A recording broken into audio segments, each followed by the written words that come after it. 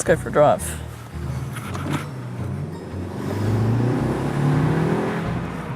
That is punchy. Yeah, nice and punchy. So we're now in sports. It gives it more rapid throttle response. Between sport and comfort, we've got the same amount of torque. Gearbox mapping changes, so it's quicker shifting.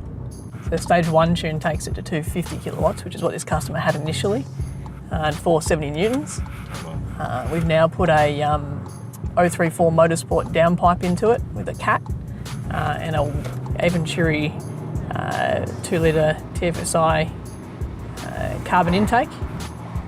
We've upgraded the tune to a stage 2 tune, and we have also upgraded the gearbox now also with software mapping. So that's taken it to 294 and 510 newton meters. So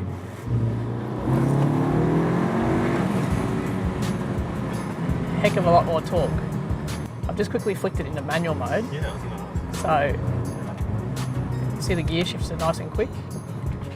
For you guys watching, you can't hear the cracks and pops, but we've got a bit of burgle going on in the background.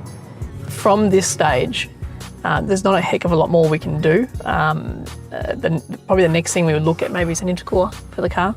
So quite often a lot of the coolers that we do is what we call a step design. So they step out from where they are and double up in thickness in certain areas. The intercooler is great for keeping the temperature lower on the motor, so it helps reliability. And we find because we go from a plastic end tank to a forged end tank, it will have better or less loss of boost across the intercooler.